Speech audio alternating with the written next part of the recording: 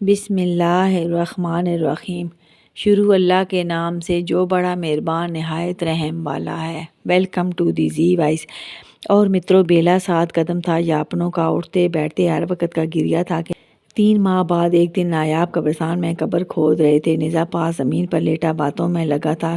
لاشعوری طور پر اس کے منہ پر چڑھا تھا تو وقفے وقفے سے نکلتا رہتا، یا اللہ روز کے لیے اب فرشتہ بھیج دے کہ یوون اور بائبل آ گیا۔ اب نایاب کی ان کی طرف پیٹھ تھی، نیزا سامنے تھا تو یوون نے ہونٹوں پر انگلی رکھ کر نیزا کو اشارہ دیا اور آگے بڑھ کر ہاؤ کہہ کر نایاب کو ڈرا دیا۔ نایاب کی واقعی چیخ نکل گئی کہ یہ کیا ہو گیا۔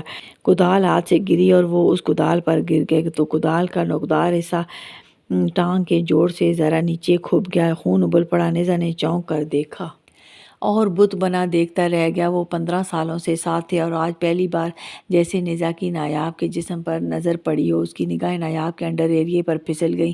اسے شدید اچنبھا لگا کہ اس کے سامنے کوئی جوان مرد ہے۔ نایاب سخت گھبرا گئے۔ یووی، مجھے کوئی نقصان نہ ہو جائے۔ وہ 42 سال کے لگ بھگ تھے۔ یوون ان سے چند سال بڑے تھے۔ تسلی دے کر مدھم لہجے میں بولے کہ کدال ہٹ کے لگی ہے۔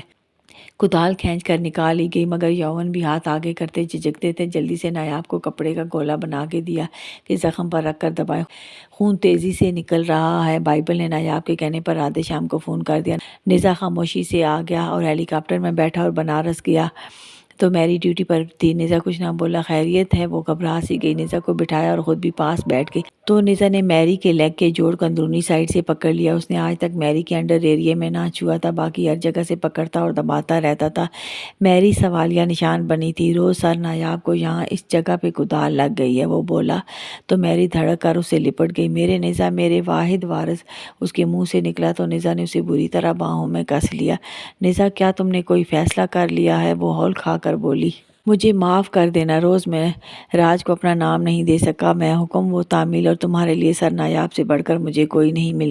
یہ اتنا رقت آمیز منظر تھا۔ دونوں خاموش لب سلے، مگر نیزا اسے سنوارتا، میری اس کے ہاتھ کلائیاں ملتی جیسے دونوں ایک دوسرے کو تسلی دیتے ہوں، ایک دوسرے کو بانٹتے ہوں۔ نیزا اس کا خیال تو رکھتا ہی تھا، میری بھی اس کی سنبھال کرتی، حوصلے تسلیاں دیتی کہ گزرتے وقت کے ساتھ نیزا میری پر اٹھنے والی نگاہ نہ برداشت کر سکتا۔ میری پبلک پلیس پر نہ جاتی تھی، مگر ملنے آتی تو سب کی نگاہیں زمین میں گڑ جاتی کہ اسے سلام کرنے پر بھی نیزا کوڑوں سے دھنک ڈالتا تھا، اور میری جانتی تھی وہ اس کے لیے اب کتنا زیادہ پریشان رہنے لگا ہے۔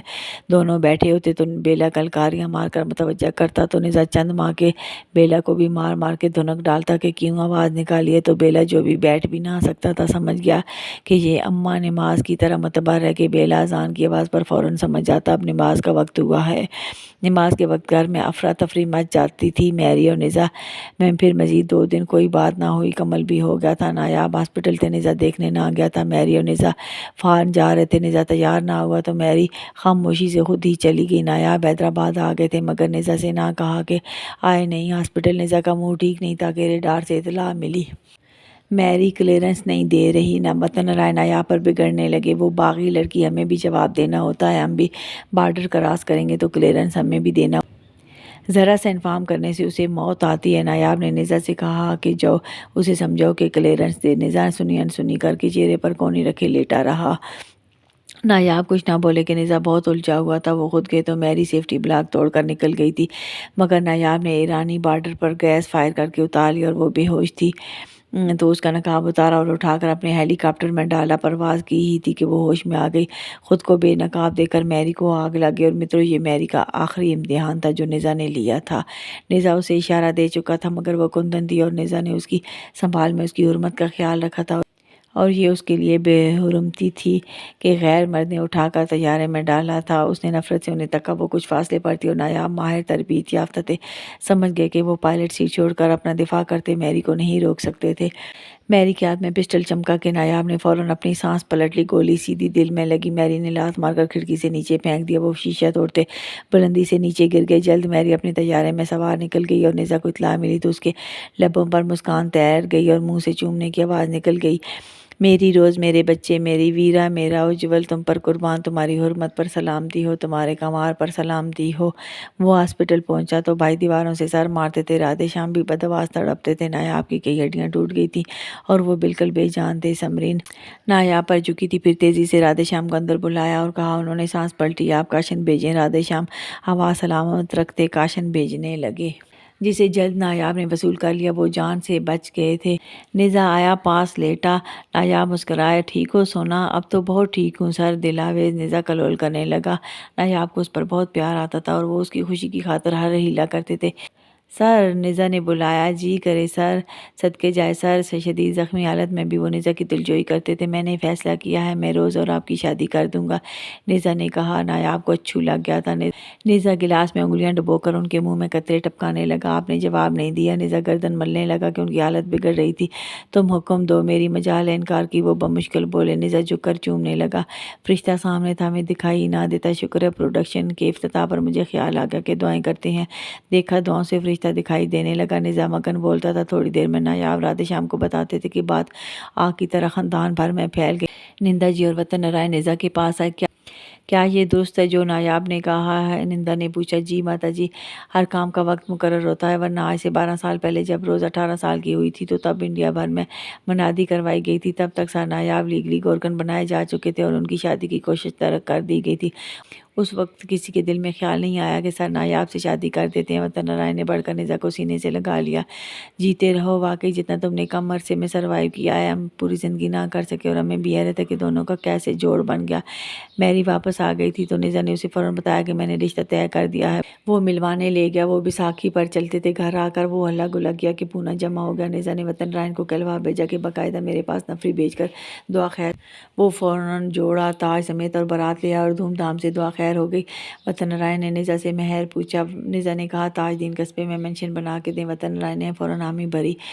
وہ لوگ چلے گئے۔ جوڑا لیرو لیر کر دیا گیا۔ تاج کچھ دیر میری نے پہنا، پھر نیزا نے پہنا، پھر اجول نے، اور پھر کوٹ کاٹ کے وہ رسموں میں لگے۔ نیزا کی شادی بھی صرف نکاح، اجول کا خاموشی سے نکاح، پیٹر ریمل کا بھی نکاح تو میری کی بار صبر مان نکالنے لگے۔ میری خود بھی ان کے ساتھ کبھی اپنا سیرا گاتی، کبھی مائیوں کرتی۔ کنور وارث سے وہی سب سنبھالتے۔ نیزا لوگ اڑے اڑے پھرتے کہ میری کی شادی دنیا فتح کرنے برابر تھی۔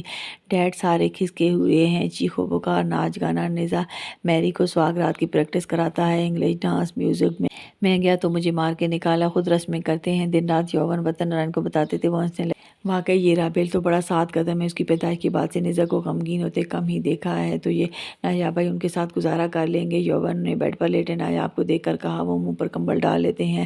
جلیان کی کال آتی ہے، نارائن بھائی کوئی ڈھولکی بجاؤ نہ۔ تسی بھی ہوئے چیک کر بولے کہ ساری آرمی ان کے گھر تھی اور وہ دن رات وہ بھی رسموں میں شریک تھے۔ ویسے جلیان تم لوگ کون سی رسمیں کر رہے ہو؟ میری کا سسرال شملہ بیٹھا ہے، رسمیں لاس اینجلس اور سمیر لوگ کر رہے ہیں۔ تو سنیل نے فون میں آواز لگائی، دولہا ہڈیاں توڑا کے یہاں پڑے ہیں تو نیزا رسمیں کس کی کر رہا ہے؟ جلیان کھلکھلا کر ہنسے۔ ماشاءاللہ، قسم سے نارائن بھائی، نیزا کو میں نے اتنا خوش رابیل کی پیدائش پر نہیں دیکھا تھا، اور روز بھی اتنی خوش ہے۔ سارا دن اور ساری رات سوائے نمازیں پڑھنے کے انہیں ہوش ہی نہیں۔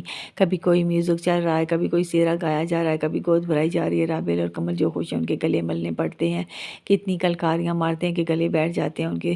رات کو وطن نارائن نے یوون، ایرون، اپالون اور سارے جوان لڑکوں کو بھیج دیا کہ اکھل، نرمل اور اترے نظام پونا جا پہنچے۔ کیوں آئے ہو؟ اجول بھڑکا۔ ہم روٹھا کرنے آئے ہیں۔ راجن سنجے بھی تھے۔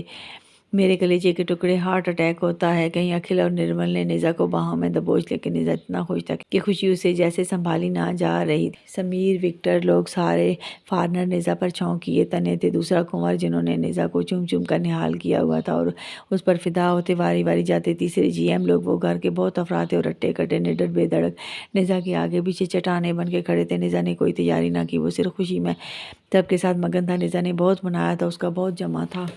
وہ رزق تھا، دولت پیروں سے لگ کر گھر آتی۔ اس نے اجول سے صرف اتنا کہا، روز کے جہیز میں کسر نہ رہے۔ میری کو اتنا جہیز دیا کہ ہفتہ پورا سامان شملہ جاتا رہا۔ 1000 جوڑا میری کا کپڑوں کا تھا، 100 جیپیں تھیں اور برتنوں اور فرنیچر کا کوئی اتا پتہ نہ تھا۔ 500 میری کے صرف صوفے کے سیٹ تھے۔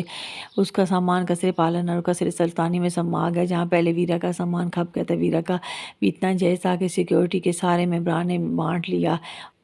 اور متروں، پھر نکاح کر کے نیزا خود چھوڑنے آیا شملہ۔ میری بلیک لباس میں تھی جو گھر پہنی تھی۔ نیزا نے کہا کہ تیار بھی ہوتے ہیں، دلہن بنا جاتا ہے۔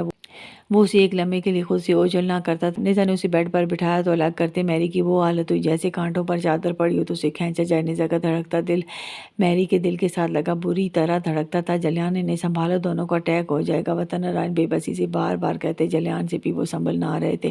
روز حوصلہ کرو ورنہ خدا کی قسم میں سر نایاب کی جان لے لوں گا اور تمہیں ہمراہ لے جاؤں گا۔ تو لے لو نا نایاب کی جان، مجھے کیوں چھوڑ کے جا رہے ہو؟ سب نے کہا گھر داماد رکھو۔ میری چیخنے لگی، کیسے رکھتا گھر داماد؟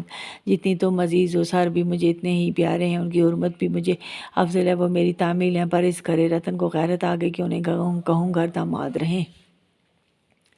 نیزا بھی بالکل میری کو چھوڑتے تند ہونے لگا تھا۔ نایاب فوراً آگے بڑھے، نیزا کو سنبھالا۔ میں گھر داماد رہ جاتا ہوں۔